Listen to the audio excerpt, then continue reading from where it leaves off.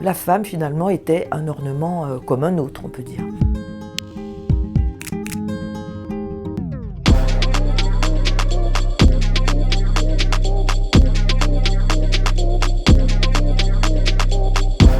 On voit apparaître autour des années 1340 un nouveau type de vêtement, une sorte de corset, quoi. C'est vraiment ce qui façonne le corps masculin, qui est très court, très ajusté, très bombé sur la poitrine. Et c'est un vêtement qui est aussi rembourré sur toute sa surface. Ce torse très bombé est obtenu par le port en dessous d'une cuirasse, ce qu'on appelait un pourpoint. C'est un vêtement militaire. On le porte sous l'armure en métal pour éviter d'être blessé par le fer.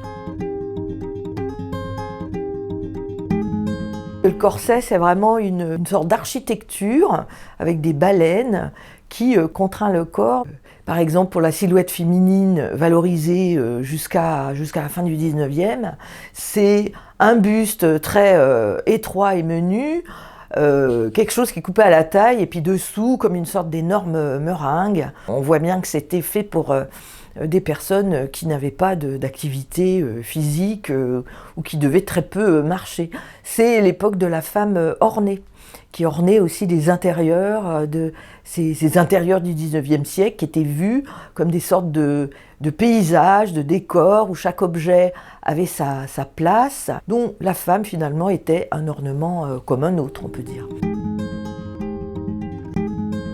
Au XVIe siècle et durant toute l'époque moderne, on va voir des portraits où les princes seront représentés en cuirasse. Au début du XIXe siècle et pendant toute l'époque romantique, on va voir ces silhouettes masculines qui vont rappeler étrangement ce vêtement du Moyen-Âge avec des bustes très marqués, des épaules très accentuées, un torse rembourré, des jambes très très fines. Il y avait vraiment un souci d'apparaître avec un corps mince, travaillé, militaire aussi, une allure martiale, très hiératique.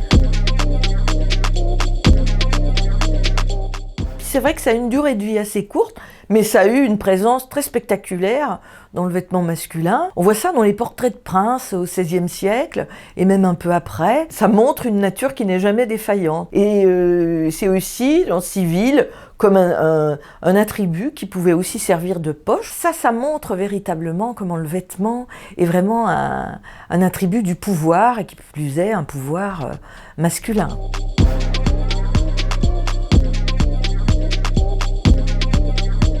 Au fond, les pratiques sportives qui se développent à partir des années 20 du XXe siècle, c'est aussi une manière de façonnage du corps, mais cette fois-ci, pas de l'extérieur, avec un vêtement qui exerce une pression sur lui, mais de l'intérieur, par une pratique sportive, de la diète aussi, un régime associé.